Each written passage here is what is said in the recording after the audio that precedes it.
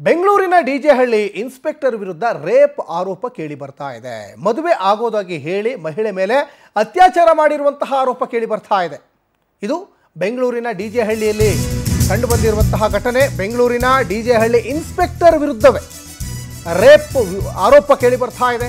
ಮದುವೆ ಆಗೋದಾಗಿ ಹೇಳಿ ಮಹಿಳೆ ಮೇಲೆ ಅತ್ಯಾಚಾರ ಮಾಡಿದ್ದಾರಾ? ಹಾಗಾದ್ರೆ ಇನ್ಸ್ಪೆಕ್ಟ್ರು 1 ವರ್ಷದಲ್ಲಿ 2-3 ಬಾರಿ ಲೈಂಗಿಕವಾಗಿ ಬಳಸ್ಕೊಂಡ್ರ? ಹಾಗಾದ್ರೆ ಇನ್ಸ್ಪೆಕ್ಟ್ರು ಮನೆ ಕೊಡಿಸ್ತೀನಿ, ಬ್ಯೂಟಿ ಪಾರ್ಲರ್ ಓಪನ್ ಮಾಡಿಕೊಡ್ತೀನಿ ಅಂತ ನಂಬಿಸಿ ವಂಚನೆ ಮಾಡಿದಾರಂತೆ.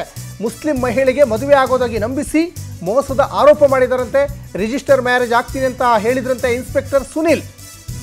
8ನೇ ಮೈಲಿಯ ತಮ್ಮ ಮನೆ ಮತ್ತು ಹೋಟೆಲ್ಗೆ ಕರೆಸಿ ರೇಪ್ ಮಾಡಿರುವ ಆರೋಪ ಕೇಳಿ ಬರ್ತಾ ಇದೆ. ಖಾಸಗಿ ಫೋಟೋ ವಿಡಿಯೋ ಇಟ್ಕೊಂಡು ವಂಚಿಸಿದ್ದಾರೆ ಅನ್ನುವಂತಹ ದೂರು ಈಗ ದಾಖಲಾಗಿದೆ. ಯಾರಿಗಾದರೂ ಹೇಳಿದರೆ ಕೊಲೆ ಮಾಡೋದಾಗಿ ಬೆದರಿಕೆ ಹಾಕಿರುವ ಆರೋಪವೂ ಕೇಳಿ ಬರ್ತಾ ಇದೆ. ಇನ್ಸ್ಪೆಕ್ಟರ್ ಸುನಿಲ್ ಮತ್ತು ಈಕೆ ಮುಸ್ಲಿಂ ಮಹಿಳೆ, ಸಂತ್ರಸ್ತ ಲೇಡಿಯನ್ನು ಕೂಡ ಗಮನಿಸ್ತಾ ಇದ್ದೀರಾ. ಇದು ಡಿಜೆಹಳ್ಳಿ ಪೊಲೀಸ್ ಠಾಣಾ ವ್ಯಾಪ್ತಿಯಲ್ಲಿ ಆಗಿರುವಂತಹ ಒಂದು ಘಟನೆ. ಇದು 1.5 ವರ್ಷದಿಂದ ನಾನು ಕಂಪ್ಲೇಂಟ್ ಕೊಡೋದಕ್ಕೆ ಡಿಜೆಹಳ್ಳಿ ಸ್ಟೇಷನ್ಗೆ ಹೋಗಿದ್ದೆ.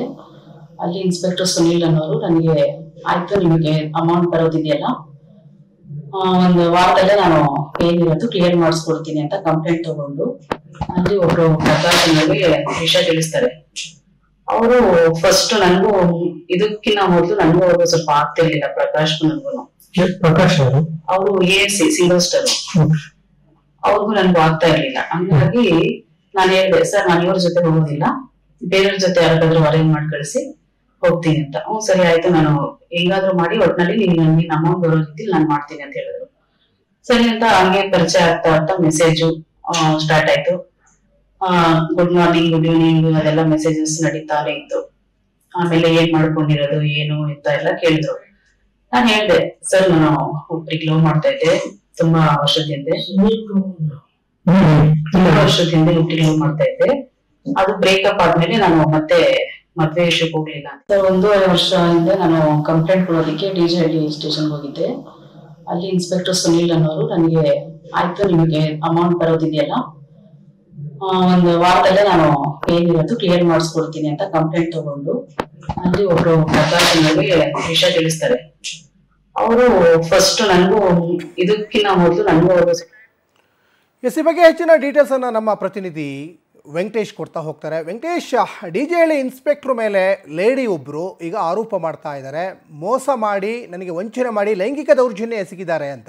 ಏನಿದೆ ಇದ್ರ ಬಗ್ಗೆ ಹೆಚ್ಚಿನ ಡೀಟೇಲ್ಸ್ ವೆಂಕಟೇಶ್? ಸಚಿನ್, ಡಿಜೆಹಳ್ಳಿ ಪೊಲೀಸ್ ಠಾಣೆ ವ್ಯಾಪ್ತಿಯಲ್ಲಿ ಮಹಿಳೆಯೊಬ್ಬರು ಒಂದು ಕಂಪ್ಲೇಂಟ್ ಅನ್ನು ಕೊಡೋಕೆ ಬಂದಿರ್ತಾರೆ. ತನಗೆ ಹಣಕಾಸಿನ ವಿಚಾರದಲ್ಲಿ ಮೋಸ ಆಗಿದೆ ಅಂತ ಹೇಳಿ. ಆಗ ಈ ಸುನಿಲ್ ಇನ್ಸ್ಪೆಕ್ಟರ್ ಏನಿದ್ದಾರೆ ಅವರ ಪರಿಚಯ ಆಗುತ್ತೆ. ಪರಿಚಯ ಆದ ನಂತರ ಈ ಕೇಸನ್ನ ಸಾಲ್ವ್ ಮಾಡ್ಕೊಡ್ತೀನಿ ಅಂತ ಹೇಳಿ ಕೂಡ ಹೇಳಿರ್ತಾರಂತೆ. ಅದಾದ ಬಳಿಕ ಅವರ ಫೋನ್ ನಂಬರ್ ಅನ್ನು ತೆಗೆದುಕೊಂಡು ಇಬ್ರು ಪ್ರತಿನಿತ್ಯ ಕೂಡ ಮಾತಾಡುವಂತ ಕೆಲಸವನ್ನು ಕೂಡ ಮಾಡ್ತಾ ಇರ್ತಾರೆ. ಮೆಸೇಜ್ ಮಾಡುವಂತದ್ದು, ಚಾಟ್ ಮಾಡುವಂತದ್ದು. ಹೀಗೆ ಇರಬೇಕಾದ್ರೆ ಸಲಿಗೆಯಿಂದ ಈಕೆ ಕ್ಲೋಸ್ ಆಗ್ತಾ ಹೋಗ್ತಾರೆ. ಹಾಗೂ ಈಕೆ ಹಿಂದೆ ಕೂಡ ಒಬ್ಬನನ್ನ ಪ್ರೀತಿಸಿರ್ತಾರೆ, ಅದರಲ್ಲೂ ಕೂಡ ಅವರಿಗೆ ಮೋಸ ಆಗಿರುತ್ತೆ. ಅದಾದ ಬಳಿಕ ಈ ವಿಚಾರವನ್ನು ಎಲ್ಲವೂ ಕೂಡ ಅವ್ರ ಹತ್ರ ಹೇಳ್ಕೊಂಡಿರ್ತಾರೆ. ಹಾಗೆ ಮಾತಾಡ್ತಾ ಇರ್ಬೇಕಾದ್ರೆ ದಿನ ಕಳೆದಂತೆ ಕೂಡ ಇಬ್ರು ಪರಸ್ಪರ ಹತ್ತಿರ ಆಗ್ತಾರೆ. ತನ್ನ ಅಂದ್ರೆ ಆಕೆಯ ಜೀವನಕ್ಕೆ ಒಂದು ಭದ್ರತೆಯನ್ನ ಮಾಡ್ಕೊಡ್ತೀನಿ, ಬ್ಯೂಟಿ ಪಾರ್ಲರ್ ಅನ್ನ ಮಾಡಿಕೊಡ್ತೀನಿ, ನನ್ನ ಜೊತೆ ಇರು ಅಂತ ಹೇಳಿದ್ದಾರೆ ಅಂತ ಹೇಳಿ ಆಕೆ ಹೇಳ್ತಾರೆ. ಅದಾದ ಬಳಿಕ ಆಕೆಯನ್ನ ಮನೆಗೂ ಕೂಡ 2-3 ಬಾರಿ ಕಳಿಸ್ಕೊಂಡಿದ್ದಾರೆ. ಅಲ್ಲದೆ ಬೇರೆ ಕಡೆ ಲಾಡ್ಜ್ ಅಲ್ಲಿ ಇದ್ದಂತ ವೇಳೆಯಲ್ಲೂ ಕರೆಸ್ಕೊಂಡು ತನ್ನ ಮೇಲೆ ಲೈಂಗಿಕ ದೌರ್ಜನ್ಯವನ್ನ ಎಸಗಿದ್ದಾರೆ. ಈಗ ಮದುವೆ ಮಾಡ್ಕೊ ಅಂತ ಹೇಳಿದ್ರೆ ಕೊಲೆ ಮಾಡೋದಾಗಿ ಬೆದರಿಕೆ ಆಗ್ತಿದ್ದಾರೆ ಅಂತ ಹೇಳಿ ಒಂದು ಆರೋಪವನ್ನು ಮಾಡಿ ಅವರು ಡಿಜಿ ಅವರಿಗೆ ಒಂದು ಪತ್ರವನ್ನು ಕೂಡ ಬರೆದಿದ್ದಾರೆ. ಅಂದ್ರೆ ಕೇವಲ ಹಣಕಾಸಿನ ವಿಚಾರವಾಗಿ ಮಾತ್ರ ಈ ರೀತಿ ಆಯ್ತಾ, ಅಥವಾ ಮದುವೆ ಮಾಡ್ಕೊಳ್ತೀನಿ ಅಂತ ಹೇಳಿ ಏನಾದ್ರೂ ನಂಬಿಸಿ ಮೋಸ ಮಾಡಿದ್ದಾರೆ ಅಂತ ಹೇಳಿ ಈಗ ಆರೋಪ ಏನ್ ಮಾಡ್ತಾ ಇದ್ದಾರೆ. ಅದಕ್ಕೆ ಸಂಬಂಧಪಟ್ಟಂತೆ ಈಗ ದೂರು ಕೊಟ್ಟಿದ್ದಾರೆ. ಆದ್ರೆ ಮದುವೆ ಆಗಿದ್ದು ಅವರು ಇವ್ರ ಜೊತೆ ಮದುವೆ ಆಗ್ತೀನಿ ಅಂತ ಹೇಳಿ ಮಾತು ಕೊಟ್ಟಿದ್ರಾ, ಅಥವಾ ಬೇರೆ ವಿಚಾರಕ್ಕೆ ಏನಾದ್ರೂ ಇವರು ಕೇವಲ ಆಕೆಯನ್ನ ಬಳಸ್ಕೊಳ್ಳುವ ಉದ್ದೇಶದಿಂದ ಆಕೆಯ ಜೊತೆಯಲ್ಲಿ ಇದ್ರ ಅನ್ನುವಂಥದ್ದು ಕೂಡ ತನಿಖೆಯಿಂದ ತಿಳಿದು ಬರಬೇಕು. ಸದ್ಯ ವರ್ಷದಿಂದ ಕೂಡ ಜೊತೆಯಲ್ಲೇ ಇದ್ದಂತವರು ಈಗ ಏಕಾಏಕಿ ಅತ್ಯಾಚಾರ ಆರೋಪವನ್ನ ಮಾಡಿದ್ದಾರೆ ಅಂತ ಹೇಳಿದ್ರೆ ಇಬ್ಬರ ನಡುವಿನ ಒಂದು ಮನಸ್ತಾಪ ಏನಿರಬಹುದು ಅನ್ನೋಂಥದ್ದು ಕೂಡ ಪೊಲೀಸರ ತನಿಖೆಯಿಂದ ಸತ್ಯಾಂಶ ತಿಳಿದು ಬರಬೇಕು. ಸದ್ಯ ದೂರನ್ನ ಕೊಟ್ಟಿದ್ದಾರೆ. ದೂರಿನ ಆಧಾರದ ಮೇಲೆ ಯಾವ ರೀತಿಯಾಗಿ ಕ್ರಮವನ್ನ ತೆಗೆದುಕೊಳ್ಳುತ್ತಾರೆ ಅನ್ನೋದು ಕೂಡ ಕಾದು ನೋಡಬೇಕಾಗಿರುವಂತಹದ್ದು. ಸಚಿನ್, ಧನ್ಯವಾದ ವೆಂಕಟೇಶ್ ತಮ್ಮೆಲ್ಲ ಡೀಟೇಲ್ಸ್ಗಾಗಿ.